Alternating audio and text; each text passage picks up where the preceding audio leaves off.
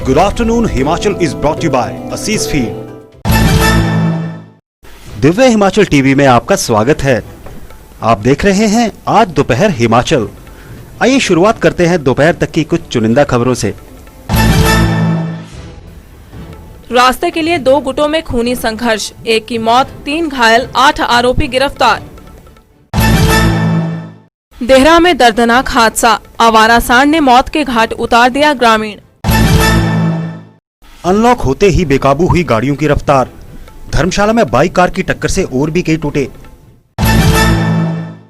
निर्जला एकादशी पर पड़ी कोरोना की मार, राहगीरों के लिए ना सजी छबीलें ना फ्रूट। सरकार से खफा विधायक जगत सिंह नेगी, किसानों की फसल बर्बाद, उद्यान विभाग के पास दवाइयां ही नहीं। अब समाचार विस्तार से। सिरमौर के शिलाई में दिल दहला देने वाली घटना पेश आई है। उपमंडल के बांदली में रास्ते को लेकर हुए विवाद में दो गुटों के बीच खूनी संघर्ष हो गया। इसमें एक व्यक्ति की मौत हो गई जबकि 2 लोग घायल हो गए।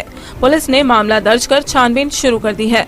पुलिस के अनुसार मंगलवार सुबह निचली बांदली में रास्ते को लेकर 2 गुटों में लाठियों से हुए खूनी संघर्ष में 3 व्यक्ति घायल हो गए, जिनमें 2 के सिर में हल्की चोटें आईं, जबकि एक व्यक्ति के सिर में गहरे जख्म हो गए। मौके से बेहोशी की हालत में परिजन उसे उपचार के लिए शिलाई अस्पताल लाए, जहां से उसे मेडिकल हायर सेंटर रेफर कर दिया गया। 108 एम्बुलेंस के माध्यम से हायर सेंटर ले जाते समय उसने रास्ते में ही दम तोड़ दिया। शिलाई पुलिस ने 8 लोगों के खिलाफ मामला दर्ज कर लिया है। डीएसपी पांवटा साहिब सोमदत्त ने बताया कि 8 आरोपियों को गिरफ्तार कर लिया गया है। शव का पोस्टमार्टम करवाया जा रहा है। और अब वक्त है छोटे से ब्रेक का। बलविंदर, सत श्री अकाल भाई। सत श्री अकाल। तू अपनी गाय को क्या खिला रहा है? असीज फीड के बारे में सुना है? तो गाय को असीज फीड देने से दूध की गुणवत्ता और मात्रा बढ़ती है। रातों रात नहीं, पर सालों साल गाय बेहतर दूध देती है और स्वस्थ भी रहती है। असीज फीड के ये पदार्थ कुल्ली जहर का विनाश करते हैं। पापा, जैसा बोगे वैसा पाओगे। असीज फीड से बेहतर दूध, बेहतर स्वाद। ब्रेक के बाद आपका फिर से स्वागत है। देहरा की ग्राम पंचायत ट्रिपल में मंगलवार सुबह एक आवारा सांड के हमले में एक व्यक्ति की दर्दनाक मौत हो गई। जानकारी के अनुसार 47 वर्षीय प्रमोद कुमार ट्रिपल निवासी सुबह लगभग 9:30 बजे अपने किसी काम से जा रहा था कि आवारा सांड मृतक पर टूट पड़ा। सांड ने अपने तीखे सींगों के वार से मृतक का पेट ही फाड़ दिया। जब तक कि लोग उस सांड के हमले से उसे बचा पाते, व्यक्ति की मौके पर ही मौत हो गई। रानीताल पुलिस चौकी प्रभारी किशोर कुमार ने बताया कि लोगों के अनुसार उन्होंने जब व्यक्ति के चिल्लाने की आवाज सुनी तो लोगों ने बैल को वहां से भागते देखा। बहरहाल धारा 174 के तहत मामला दर्ज कर लिया गया है तथा शव को कब्जे में लेकर पोस्टमार्टम के लिए भेज दिया गया है। अनलॉक के दूसरे ही दिन धर्मशाला शहर के सिविल बाजार में एक बाइक और कार में अचानक टक्कर हो गई। इतना ही नहीं, इस दौरान आसपास खड़े वाहन भी इस दुर्घटना का शिकार हो गए। कई दिन बाद खुले बाजार में निकले लोग अब अपने वाहनों पर नियंत्रण नहीं कर पा रहे हैं। इसी का नतीजा मंगलवार को धर्मशाला शहर में देखने को मिला। वाहन बुरी तरह से क्षतिग्रस्त हुए हैं। अचानक हुई इस दुर्घटना के बाद बाइक कंट्रोल नहीं हुई और एक घर के गेट से जा टकराई। उधर स्थानीय लोगों ने सरकार व प्रशासन से मांग की है कि लॉकडाउन खुलने के बाद वाहन चालकों पर भी नियंत्रण किया जाए, जिससे कि दुर्घटनाओं को रोका जा सके। प्रचंड गर्मी में राहत देने वाली निर्जला एकादशी पर भी कोरोना की मार पड़ी है। कहां जगह जगह आज के दिन छबीलें सजी होती थी, कहीं फल फ्रूट, कहीं आइसक्रीम, तो कहीं तरह तरह के जलपान राहगीरों को बांटे जाते थे। और आज ऐसा वक्त आ गया है कि पानी तक की छबील देखने को नहीं मिली। सुजानपुर शहर में निर्जला एकादशी पर एक भी जगह मीठे पानी की छबील नहीं लगाई गई। दुकानदार स्थानीय लोग भय के चलते छबील लगाने से परहेज करते हुए नजर आए। वहीं ग्राहक स्थानीय लोग, बाजार में आवाजाही करने वाले भी डर के चलते बाहर मिलने वाले खाद्य पदार्थों से बचते रहे। निर्जला एकादशी के दिन लोगों के गले तर करना लोग पुण्य का कार्य समझते थे, लेकिन अब की बार इस निर्जला एकादशी पर कोविड-19 वैश्विक महामारी का पूरा असर देखने को मिला है। मात्र एक दुकानदार ने मुख्य बस स्टैंड पर दुकान के बाहर तरबूज खिलाकर लोगों के गले तर किए, लेकिन वहां भी लोगों की भीड़ नाममात्र ही रही।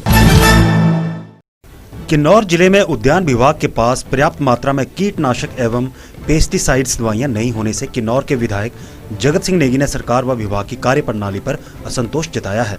विधायक ने कहा कि जिला में इस बार सेब की अच्छी फसल है, मगर निचार ब्लॉक के कई क्षेत्रों में ओलावृष्टि के कारण किसानों की फसल बर्बाद हुई है।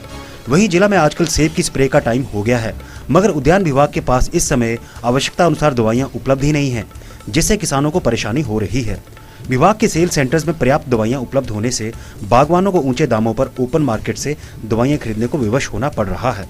उन्होंने सरकार से आग्रह किया कि जल्द जिला के निचार ब्लॉक में हुए नुकसान का आकलन कर किसानों को उचित मुआवजा प्रदान किया जाए। जरूरत है, आजकल पेस्टिसाइड्स की जरूरत है, परंतु हॉर्टिकल्चर विभाग में इन दवाइयों की कोई भी पूर्ति करने के लिए इनके पास किसी किस्म की ना तो योजना है, बजट है, परंतु दवाई नहीं है।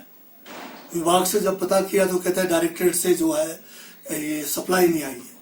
तो हम ये पूछना चाहते हैं कि इतने दिन लगातार कोई भी काम नहीं है विभाग के पास, डायरेक्टरेट में कोई काम नहीं है, ये सप्लाई कैसे ये लोग अभी तक नहीं सुनिश्चित कर पाए, क्योंकि प्राइवेट में ये दुकानों में दवाइयाँ अवेलेबल है, आज पीओ के अंदर भी है, पर ये दवाइयाँ जो है फुल कॉस्ट पर है। जो हमारे गरीब किसान हैं, जो हमारे बागवान हैं, छोटे बागवान हैं, उनको जो है मार्केट में ये दवाइयाँ खरीदना बहुत महंगा है।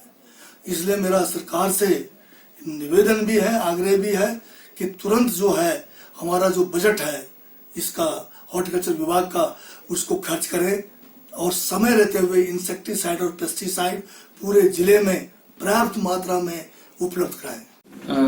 दिव्य हिमाचल टीवी के लिए रिकांगपियो से मैं मोहिंदर नेगी। सेब पावर क्षेत्र किन्नौर में सेब की गुणवत्ता को बनाए रखने के लिए बागवानों को समय समय पर दवाओं का छिड़काव करना होता है। किन्नौर के विधायक जगत सिंह नेगी का कहना है कि इन दिनों जिला में उद्यान विभाग के सेल सेंटरों में पर्याप्त मात्रा में दवाएं नहीं मिल पा रही है।